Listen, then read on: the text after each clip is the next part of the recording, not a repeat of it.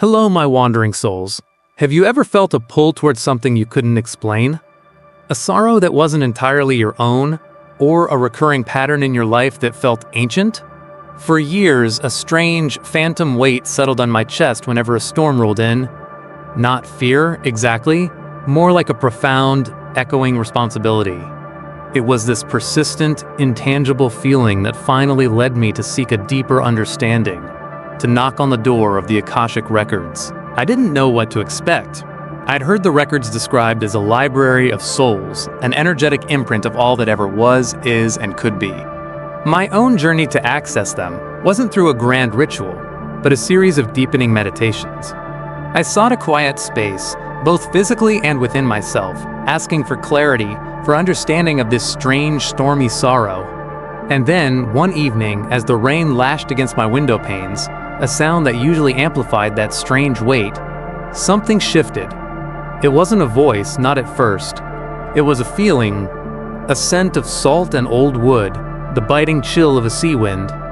The room around me faded, and I was elsewhere. Elsewhen. My name was Elara. It wasn't spoken.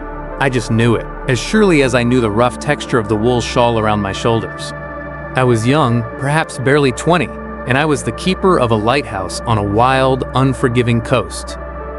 This wasn't a grand, towering structure, but a sturdy, vital beacon passed down from my father after the sea claimed him too soon. The year, I sensed, was somewhere in the late 1800s. My life was solitary, dictated by the tides and the temperament of the weather. The villagers in the small hamlet nestled further inland relied on my light. They were good people, hardworking, their lives tethered to the unpredictable ocean.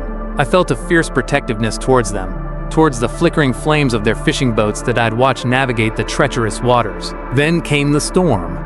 Not just any storm, but a tempest, a furious entity that seemed to claw at the very foundations of my stone tower.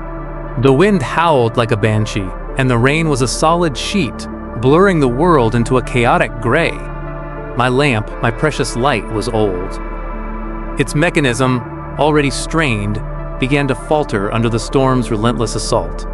I worked frantically, my hands raw, the metallic tang of fear in my mouth.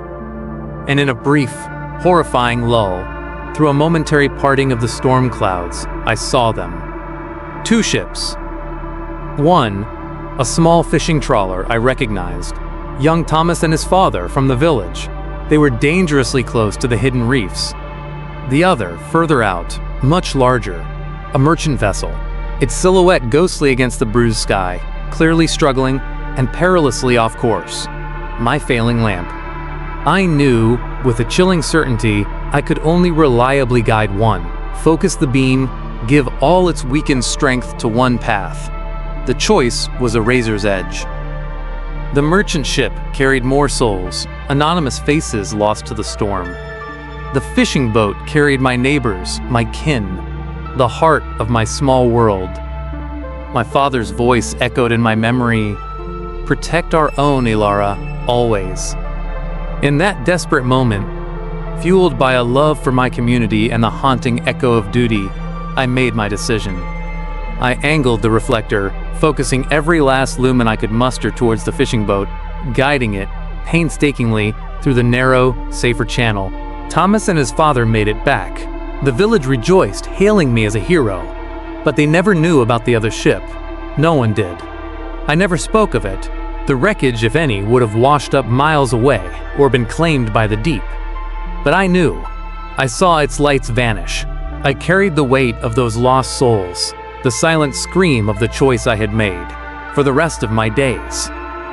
That lighthouse, once a symbol of hope, became my prison, my penance. I lived a long life, but one shadowed by that single impossible night. As the vision receded, the scent of salt faded, but the understanding remained, settling into my soul with a profound click. The weight on my chest, the sorrow I felt with every storm, it was Elara's. It was the unresolved grief, the unspoken burden of a choice, made with the best intentions, but with devastating consequences for others. The karmic lesson wasn't about punishment, but about understanding. It was about the immense burden of responsibility, the illusion that we can always make a perfect choice in imperfect, impossible situations. It was about the need for self-compassion, even when the outcome is tragic. Recognizing Elara, acknowledging her sacrifice and her pain, began to lift that ancient weight from me. It wasn't about changing the past, but about integrating its lessons.